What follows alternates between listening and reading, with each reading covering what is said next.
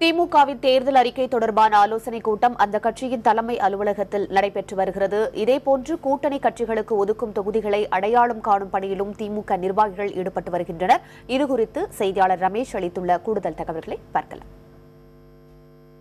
அதிமுக வேட்பாளர் பட்டியல் நேற்று வெளியிடப்பட்டது. இந்நிலையில் திமுகவுடைய வேட்பாளர் பட்டியல் வெளியிடுவதற்கான பணிகளும் மும்முரம் அடைந்திருக்கின்றன. விரைவில் இந்த திமுகவுடைய வேட்பாளர் பட்டியல் வெளியிடப்படும் என்று எதிர்பார்க்கப்படுகிறது. அது மட்டுமல்லாமல் கடந்த சில மாதங்களாக நடைபெற்று வந்த தேர்தல் அறிக்கை தயாரிக்கும் பணிகளும் முடிவடைந்திருக்கின்றன. இன்றைக்கு கூட அறிவாலயத்தில் அந்த தேர்தல் அறிக்கையை தயாரிக்கும் குழுவுடைய கூட்டம் நடைபெற்று வருகிறது. இதில் TR பாலு, கனிமொழி, தங்கம் தென்னரசு உள்ளிட்டவர்களாம் பங்கேற்றிருக்கிறார்கள்.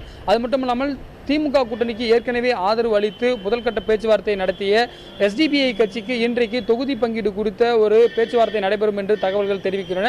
அது மட்டுமல்லாமல் புதிய தமிழகம் கட்சி கிருஷ்ணசாமியும் இன்றைக்கு திமுகவுடன் பேச்சுவார்த்தைக்கு வருவதாக திமுக வட்டார தகவல்கள் நமக்கு தெரிவிக்கின்றன. அது மட்டுமில்லாமல் ஏற்கனவே காங்கிரசுக்கு 41 இடங்கள் ஒதுக்கப்பட்டிருக்கின்றன. அந்த இடங்கள் எவை என்பது குறித்து பேசுவதற்காக நாளைக்கு மீண்டும் அந்த குழுவுடன் திமுக குழு பேச இருக்கிறது.